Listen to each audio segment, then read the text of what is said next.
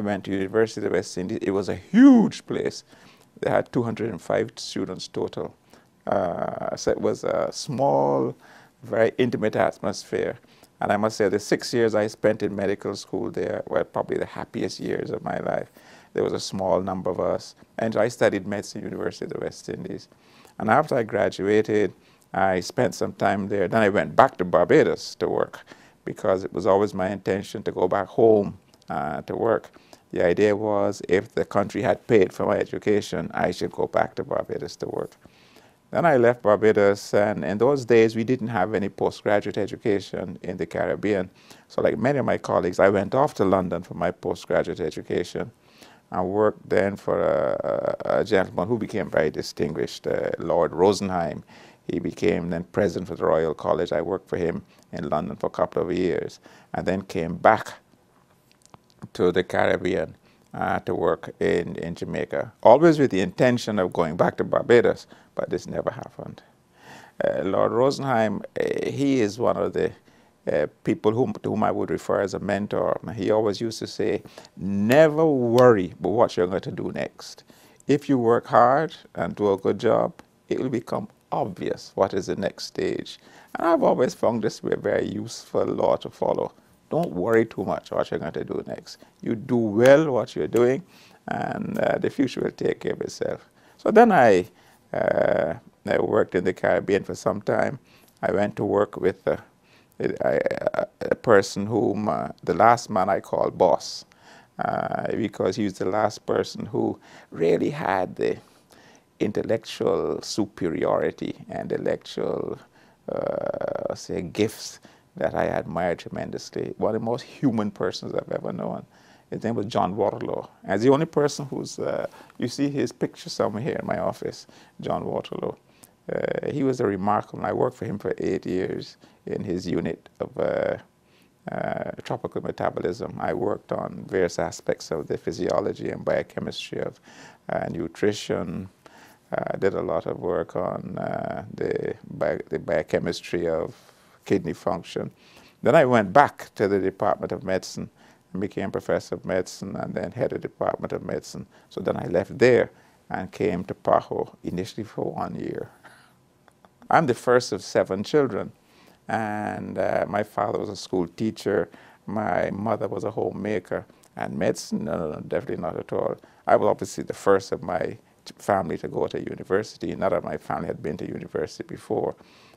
My grandmother on my father's side, she was what would be known as she was a market woman. She used to go with her tray of onions and ground provisions into the market to sell them. And my grandfather, he used to cultivate his little plot of land. And my father was a school teacher, my mother's a homemaker. So I had to get a scholarship to go to high school, otherwise I would not have been able to go. So medicine, definitely not. That was not in the dreams of any of my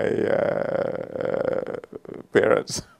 It'd be wrong to say that I was a little boy growing up, I wanted to be a doctor, and I used to look after sick animals. No, definitely not true. When I got a scholarship to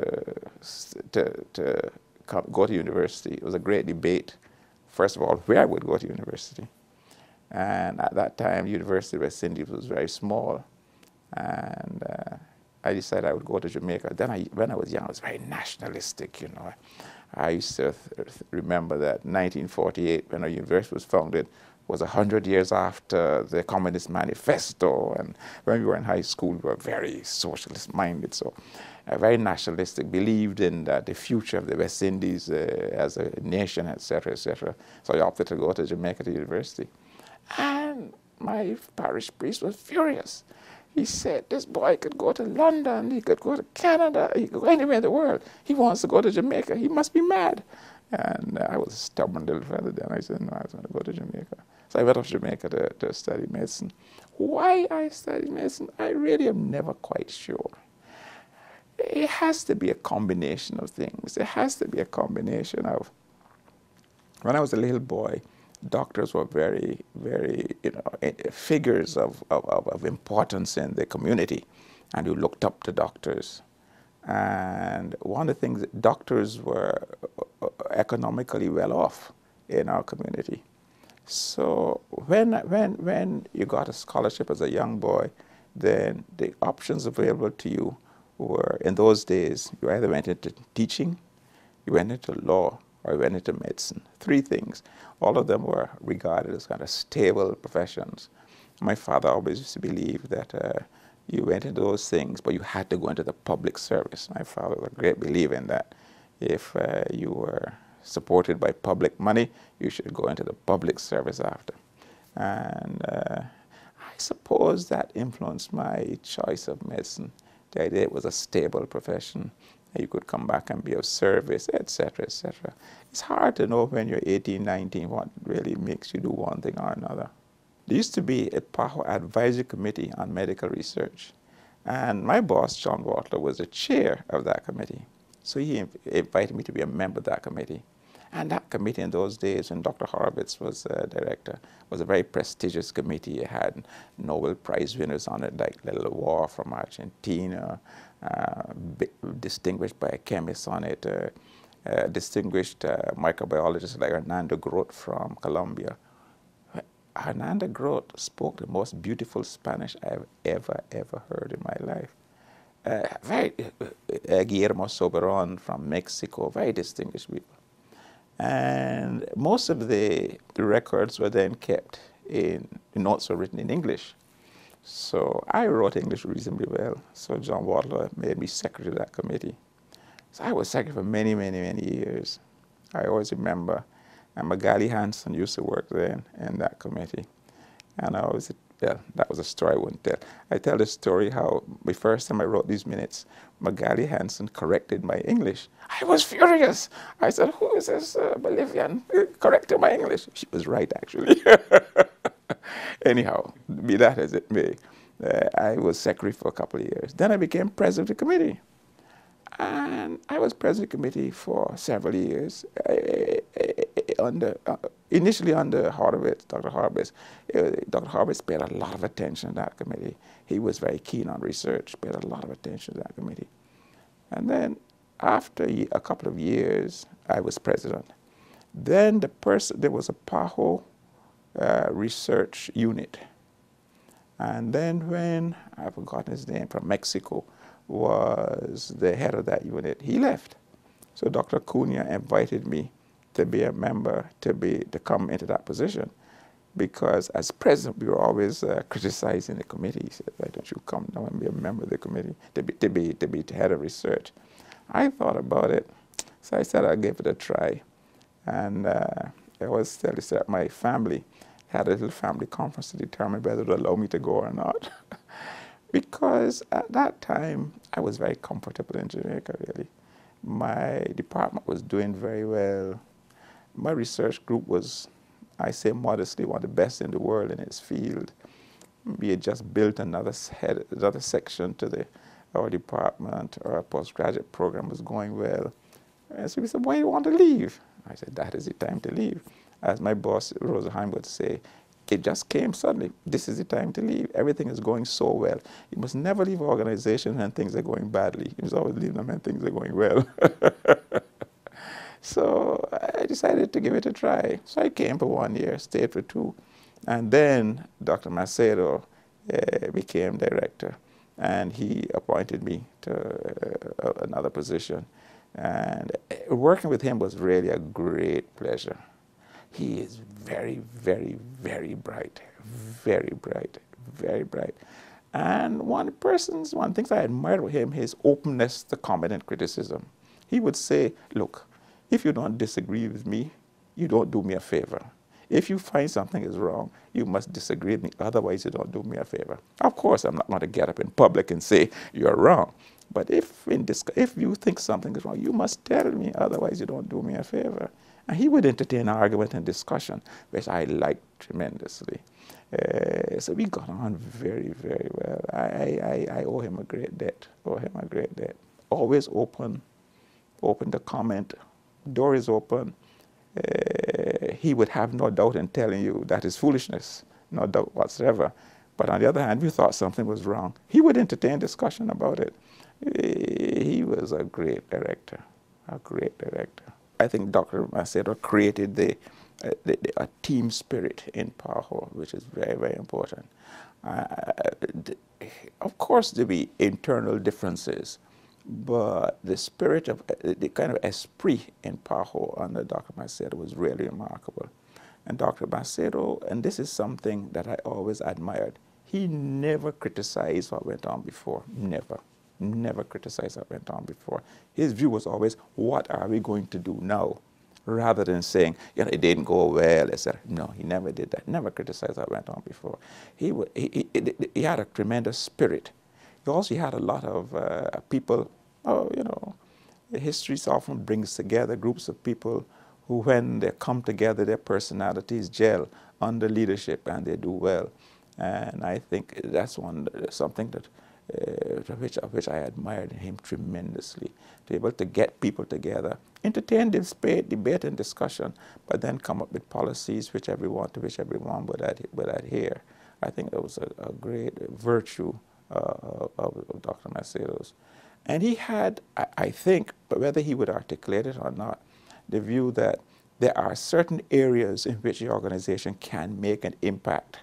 And he was, again, the personalities that were there, you know, Elsa Moreno, Ciro de Quadros, Jose Teruel, lots of people around him who bought into the vision he had of the organization leading certain areas of public health to achieve certain specific goals.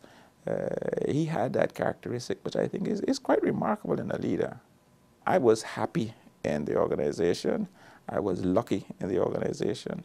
I had excellent collaborators. I had excellent support staff. I would say I've never had a bad secretary in the organization. And I used to say it in jest, there are no bad secretaries, only bad bosses. Never had a bad secretary in the organization. I had excellent support staff, excellent collaboration. So I was happy in the organization. I think I had a good team around me. I am immensely proud that the person who was assistant director is now director of the organization. Very proud of that. It is impossible to speak of one's own time and speak of achievements, because one of the things that also was always drilled into me from the time I was knee-high, no one ever does anything worthwhile alone. Nobody ever does anything worthwhile alone. Unless you have the collaboration, cooperation, and the buy-in of groups of people, you'll get nothing done. You'll get nothing done. And part of, I like to think that one of the things that was positive of my term there was that there was also a team spirit. Yeah, in a sense, carrying on a Macedo tradition, there was a team spirit in the organization that allowed us to do a couple of things. If anyone leaves a job and say he's done everything, he's a fool and a liar. Because you never, if it were so, there'd be nothing left to be done. And that is never true. I think in my time in PAHO, I emphasized two things. One, the issue of the Pan-American approach. I also was consumed with the idea that the Americas represent a unique group of nations, and together, there are few things they cannot do together. And one of the things I always reflected on, the idea and the ideal of the Pan-American approach is really not new. And I always cite in 1904, an American Secretary of State, very famous American Secretary of State, Eli Root in Argentina, made an impassioned plea for the Pan-American approach, what the Americas can do together. And I think I like to think one of the pluses of the Pan-American Health Organization is to be the agent to allow that Pan-Americanism to flourish in health. Perhaps it can flourish in other areas, but our job, our role, I think our success has been to allow that Pan-American spirit to flourish in health. And for me, that was very important, to try to inculcate, to perpetuate, to strengthen that idea, the ideal of the Pan-American approach, what the countries of the Americas can do together. Not only the big ones, not only the small ones, but all together. And I think some of the things that were achieved were a reflection of that. The other thing that consumed me also was the idea that we could be a region that was more equitable. The differences in the Americas have been notably portrayed as being some of the greatest in the world. And one of the things that I used to harp on was this issue of equity. How could you improve equity in the Americas? And that was one of the reasons why I placed so much attention on the issue of information. Because I say, unless you can show where the differences are and what the differences are, you can't reduce them. And that is why the emphasis I placed so much emphasis on information, the need to have good information, the need to have good information systems, the need to have countries stress information in all sorts. I used to say that information we will traffic. I remember well in my inauguration saying we will traffic in information in all its dimensions, public information, programmatic information, information on what is upon the people, epidemiologic information, information in terms of the published word. We focus a lot on information, and I would like to think this is one of the areas in which I was always very happy, the issue of information, because good information is important to the transparency of an organization. Good information is important for the image of the organization, how the organization is seen by its publics, all of its publics. And good information is important if you're going to reduce the inequities that exist in the Americas. So I was always happy in that area, information. I wrote a note recently to the director congratulating her team on what is happening in terms of Malaria Day and how they have advanced so much in that area. A tremendous example of countries working together.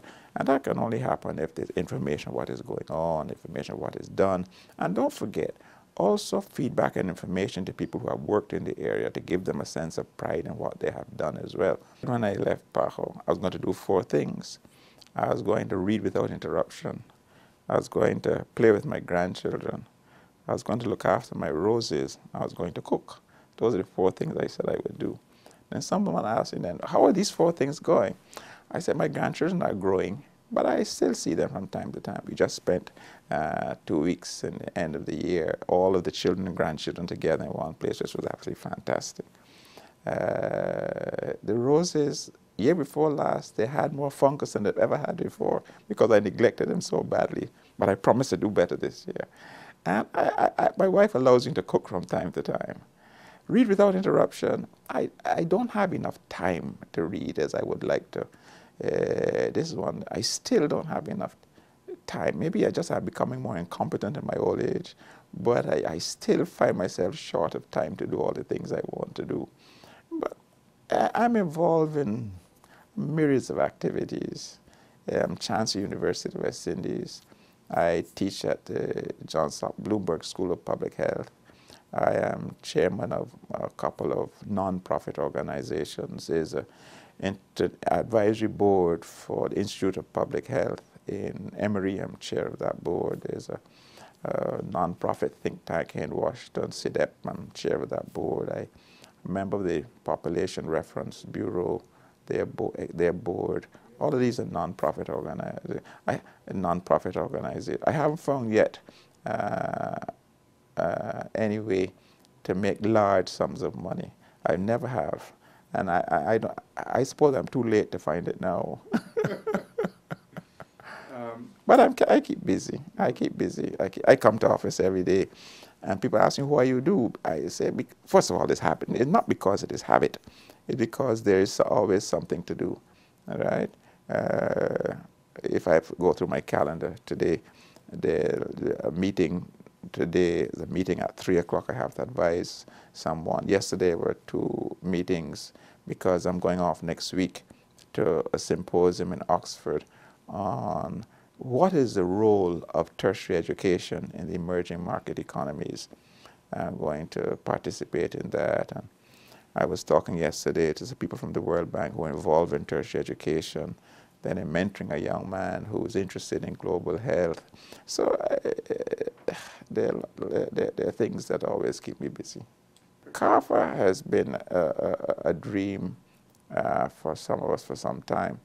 And the idea and that there should be a Caribbean collective response to the Caribbean public health problems is really an idea whose time has come. And I have to give Dr. Roses tremendous credit for putting the strength of the organization behind that. She has, without PAHO's support, I don't think it would ever have really come about, honestly. But having said that, there's also, let me go back further. First of all, the genesis of the idea. The idea is that there should be a Caribbean collective response to the Caribbean public health problems. That's one. Secondly, the idea that many of the institutions, the fact that many of the institutions in the Caribbean that were dealing with some of the public health problems of the Caribbean were not coordinated or coordinated enough. So there's need for the coordinating and rationalization of some of these approaches to the public health problems. And third, there's a political timing. A lot of these things depend on the political timing. The idea that you can engage the heads of government with the concept of a Caribbean collective response to these public health problems. And there's a couple of things influence that. One, the experience of the Caribbean in terms of World Cup cricket, that they could establish a Caribbean system of surveillance at that time throughout the whole area, was something I said, hey, you know, these are some of the things that we really can do together. But then having had the idea and having had the sort of political acceptance of the usefulness of it, of the value of the idea, then came the actual hard work in putting the idea into practice. And here there are two aspects, I think, that are worth mentioning. One is the support of Dr. Roses and PAHO, and two, the really incredible hard work of Eddie Green, Dr. Edward Green, and being the point person for mobilizing much of the support within CARICOM Secretariat for it. And the last has been, I think, the openness of the government of Trinidad and Tobago, because the government of Trinidad and Tobago is going to put up the building, providing the space, and the generosity of the government of Trinidad and Tobago in this has really been quite remarkable. So I think that there are several major ingredients. One, the validity of the idea and the concept. Two, making the concept operational. And three, making the concept operational.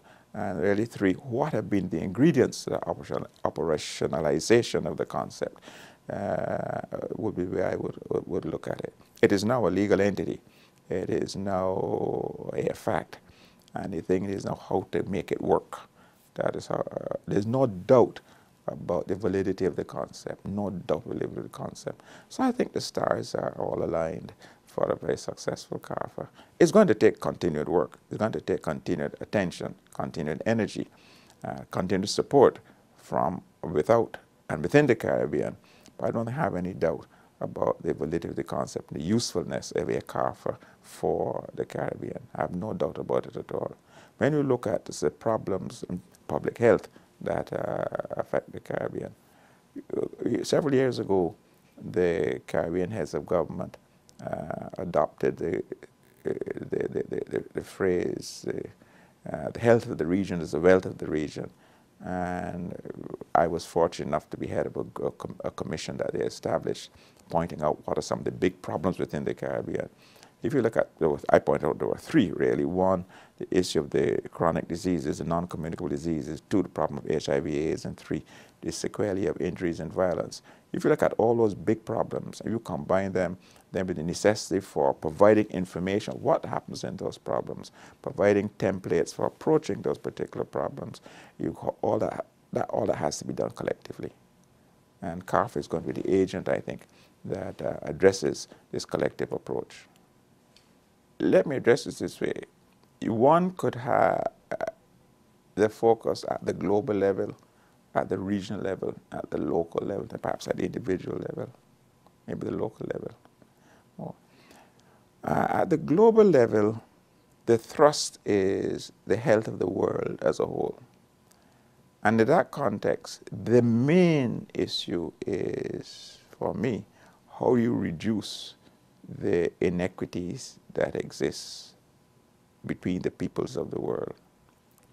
If you accept that as the major challenge for the world for now and the immediate and medium-term future. That in health is a major global challenge. How, of course, you will need to address some infectious diseases here. Of course, you need to address some non-communicable diseases there. But the biggie, is really how you reduce these unacceptable differences between the peoples of the world. If you accept that, the only way that can be done is if the nations of the world agree to address the problems of the world. And the only forum in which the nations of the world come together are through their organizations. So those people who serve in these organizations have a major role in getting the nations of the world to agree to solve the world's problems. They have a role in providing a forum at which the nations of the world can discuss these activities. Having said that, I'm going to come back to this because the nations of the world, we have begun to believe that the nations of the world and the governments of the world are one of the same thing, and they're not one of the same thing. The governments are only part of the nations, but the organizations we have at the moment are really the intergovernmental organizations, and they serve a forum. They function of providing a forum for the governments to decide what to do and how to collaborate together to address these problems. And also they serve a very important function, what I call the socialization of governments. When governments come together, they tend to, in the process of socialization, they tend to agree more on things that should be done if they try to do it individually in their own capitals. So in the organization, I'm dealing from the point of view of a functionary in an organization. From the point of view of a functionary organization, one of the main issues is how to provide that kind of forum to allow for the governments to come together, to agree and to discuss how they're going to address those big problems, the major of which are the inequity. But that has to be translated into national problems. And I'm a firm believer that the complexity of the agencies is often